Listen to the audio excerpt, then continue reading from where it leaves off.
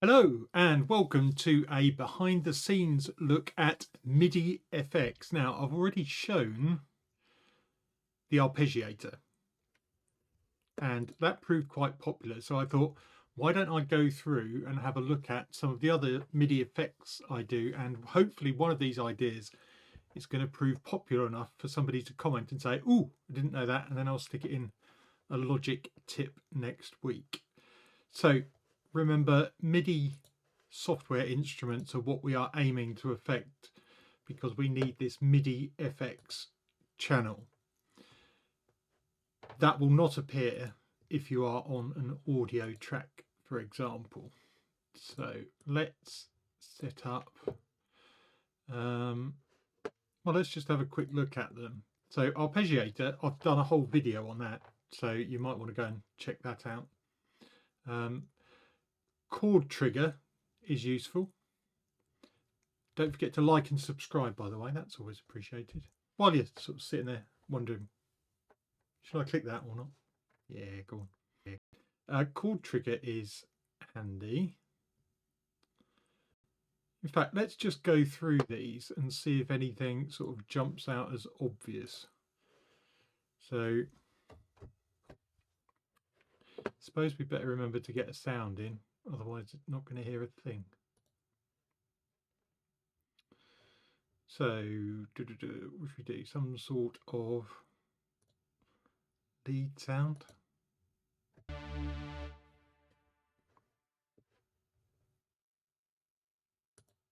Yeah, so if we stick an arpeggiator on that, let's do my favourite chord sequence. Well, at the moment.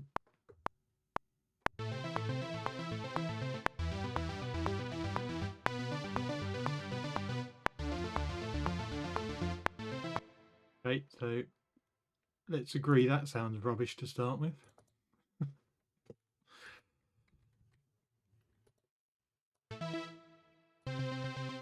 So with all of these sort of effects, you probably want them to go for the full bar, unless you are artistically choosing these effects to stop.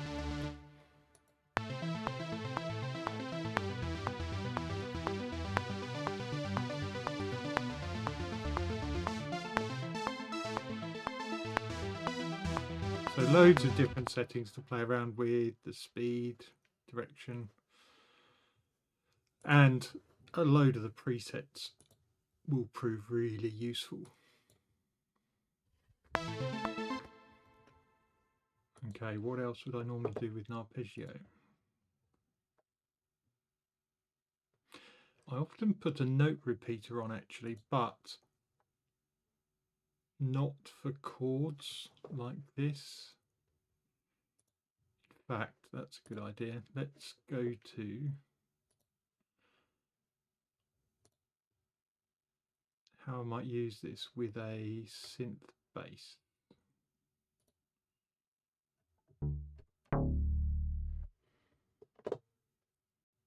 Okay, let's get another.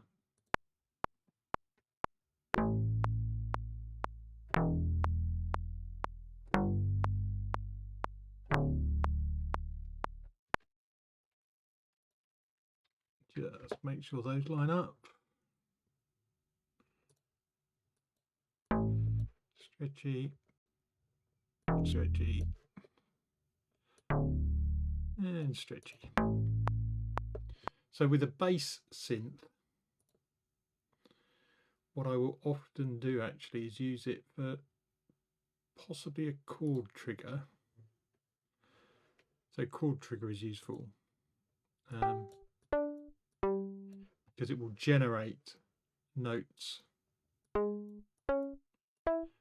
for you, and there are loads of different presets, so you can set up your different intervals. You could do different triads. Oh, hasn't got my Phrygian or Lydian one in from the other video. Never mind. But yeah, so loads of useful stuff there. In the multis, if you're using guitar sound, that can be handy. parallel chords. Let's have a look at diatonic.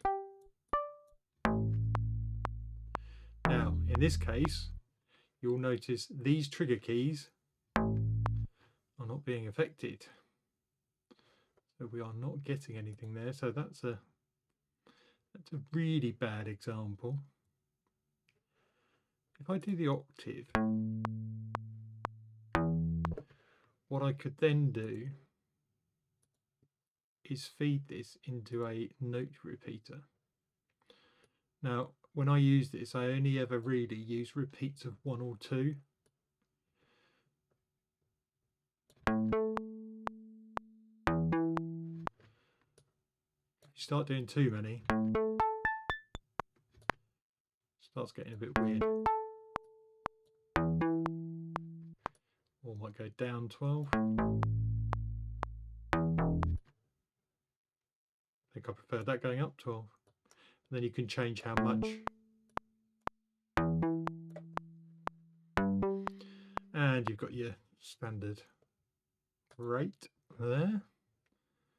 So at the moment we've got a note triggering a chord which is actually above it.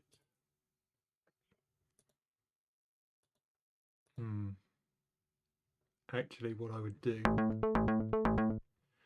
is put an arpeggiator before.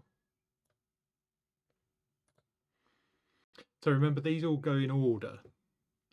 So you've got your MIDI sound coming in, and then before it even gets to the point of getting into, well, in this case, the sculpture synth, it goes from top to bottom. It goes through the chord trigger first. So the one note generates multiple notes. The arpeggiator then takes those notes and arpeggiates them. And then as each note comes through, the note repeater repeats them.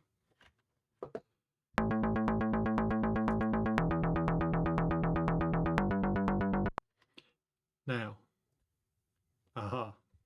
here is an interesting catch. If your instrument is only on monophonic, so it says poly here, but it's only producing one voice. So every time a note is triggered, the others are being cut off. So if we increase this,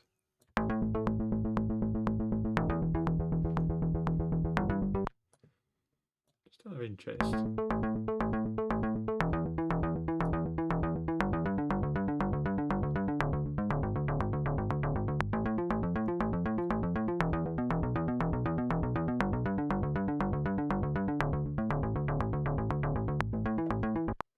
interesting. So yeah, you do have to keep an eye on the voices available in whichever instrument it is you are using. Actually, that's quite a good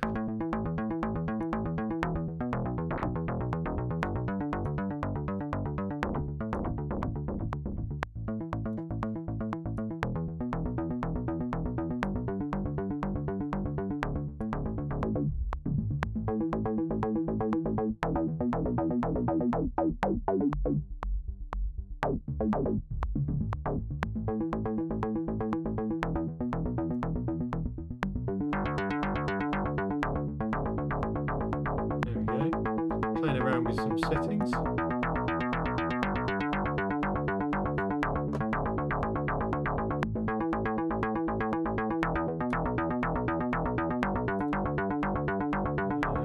Put delay on, I suppose.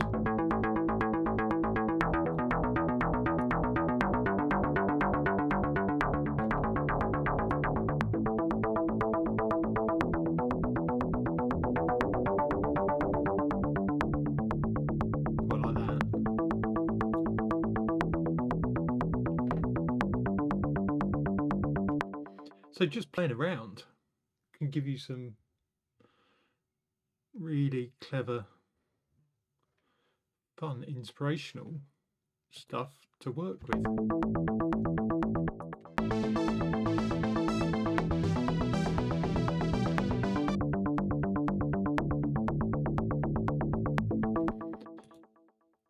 Right. Now, actually, this might be a good one for Logic Pro tips.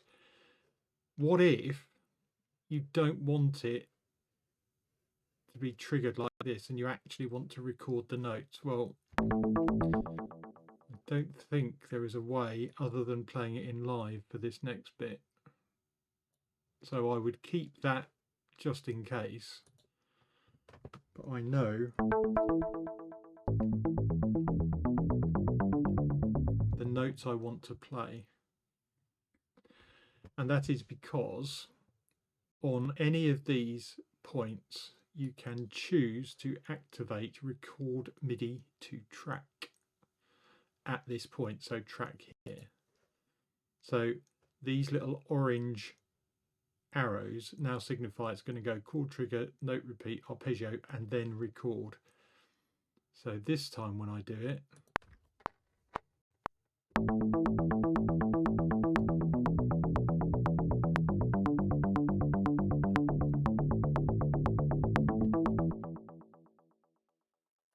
okay. So what that has done there has now created, so I can turn all those off and I have the MIDI data to work with.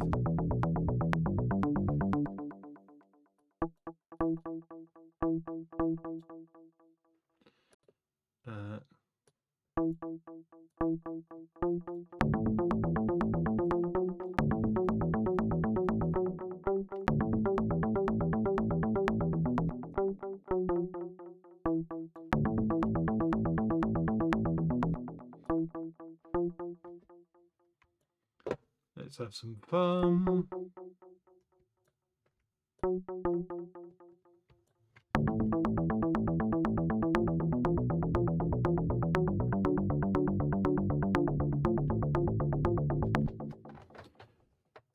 Anyway, you can sort of see the point. You can actually build up quite complex MIDI rhythms for you to then play around with, filter to your heart's content. I mean, once it's into the instrument, you've also got the instrument effects to play around with, and then you've got audio effects even after that. So this could be really cool. Okay, let's just have a check of other things I might use.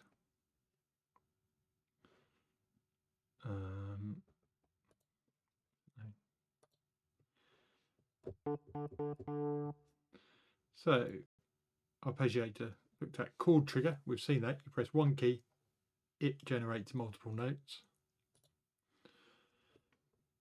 Modifier, tend not to use this, but you can reassign input events. Don't really use that. Modulator. It can be interesting to give you some varied effects.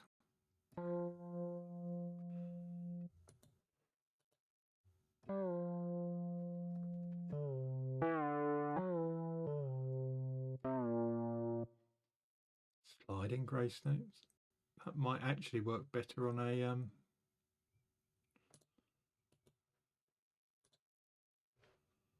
instrumental. Let's see what it sounds like on BBC.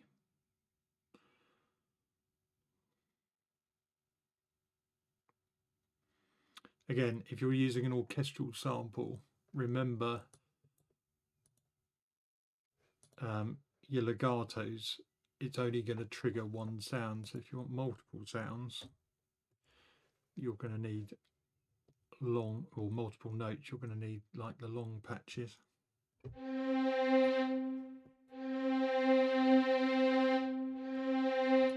It's not having much of an effect.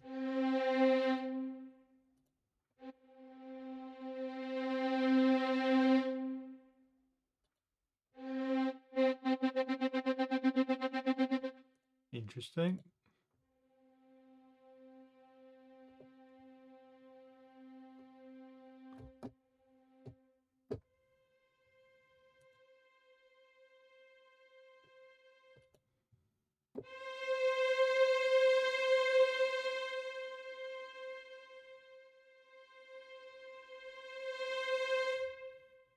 is interesting.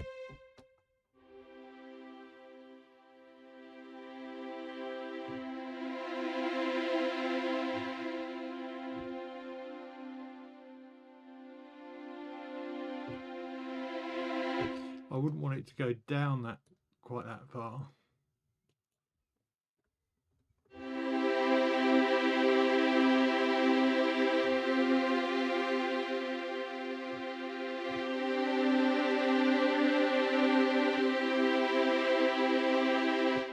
Nice. Do you know what? I'd never tried that before. Right, something to look into. Modulator.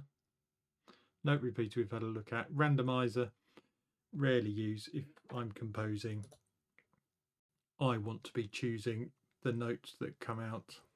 I don't want, well, and you couldn't if you were doing multiple bounces of your track, or somebody asked you to change something, that whole randomization process is likely to go out the window. So I tend to steer clear of that. Now scripter, this is interesting because if you've learnt any JavaScript, there is the option to build your own like MIDI FX instrument. So actually that's probably a completely separate and quite a long video to go through scripter. Logged in the back of the mind there. Transposer, yeah, I mean, if you're not very good at remembering your scales, you know, stick it on.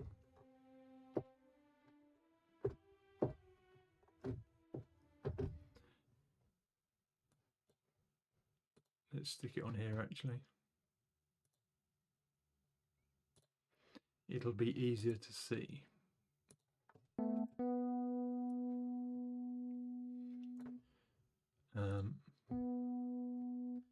So if I play the scale of C,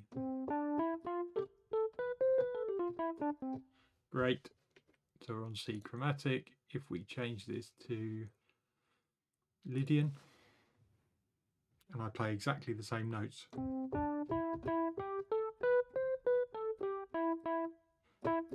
so those two notes, the E and the F, are sounding the same because F is not in the Lydian scale. Go for major blues.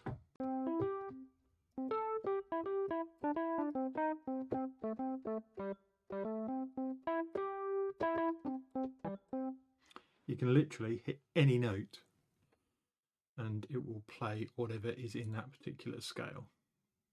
So if you're a bit rubbish at improvising all your scales, Transposer is for you. And you've also got the velocity compressor so we can make things louder, softer.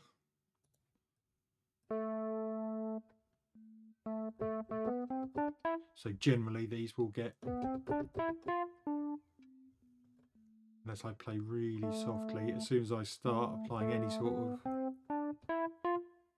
velocity, they get picked up. So what is our takeaway from that? I think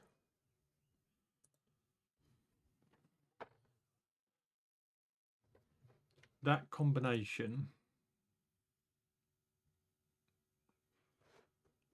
of doing a chord trigger and note repeat, I need to do the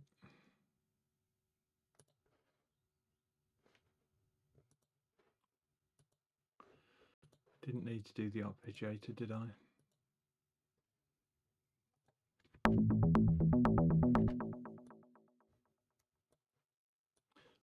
I think for next Monday, show that.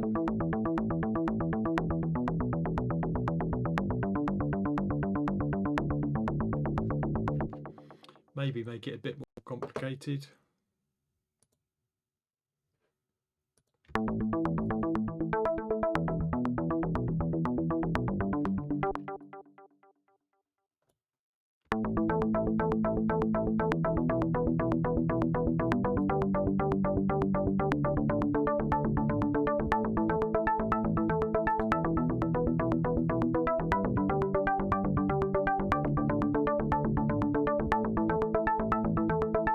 Because it also gives a chance to show this problem of voices being at 1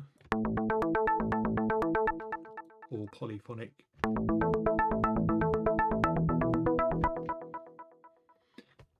There you go. Ideas for next week. If any of those struck you as, oh my god, I really need to learn that, stick a note in the comment. Happy to cover anything really. That's going to do it for me today. So thanks for watching. Like and subscribe, always appreciated.